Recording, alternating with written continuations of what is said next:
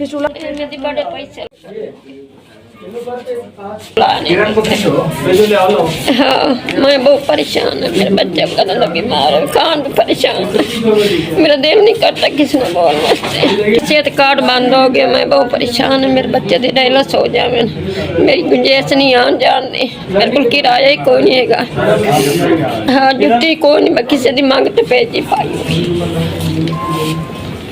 ठीक हो दो किटन दी से बड़ी मेहरबानी। अल्लाह तेन सुख देवे, जिंदगी अल्लाह तेन सुख सेहत देवे, अल्लाह तेन सेहत देवे। मुझे 9 साल हो गया गुर्दे वाश करते। मेरे तो घर पे भी माड़े जे ने किन्ने पैसे, मेरे कार्ड भी बंद हो गया तो मेरे घर वाले इतना इलाज नहीं करा। मेरे अबू मजदूर ने मेरे बाकी दे अंदर छोटे छोटे ने 2 किटा मिलन तुहाडे वालों, नाले 2 टिक्के मिलने खून बनाने।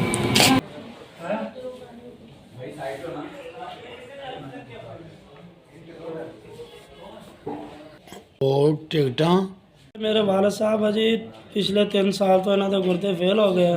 मैं दिहाड़ीदार मजदूर बंदा तो मेरे वालद साहब के सेहत कार्ड से गुर्दे वाश होंगे सी, वो 2 महीने तो ख़त्म हो गया जी। हुण बिल्कुल असी वेले हाँ जी, तो डायलिसिस बंद हो गया जी। मैं दिहाड़ी कमान वाला 500 मजदूर आदमी हाँ जी।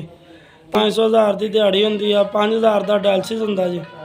आपने तुसी 2 किट्टां ते 2 डायलिसिस के समान दिते जी, मेहरबानी तुहाडी जी। आपकी मेहरबानी, आपकी तरफ से ये 2 डायलिसिस के किट्टें मिली हैं। 1.5 माह हो गया मुझे डायलिसिस हो रहे हैं और फस्टूला भी बनवाना चाहता हूँ मैं।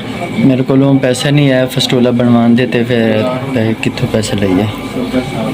मेरे को पैसे फस्टूला बनवान दे नहीं है तो असी डायलिसिस कितों कराइए।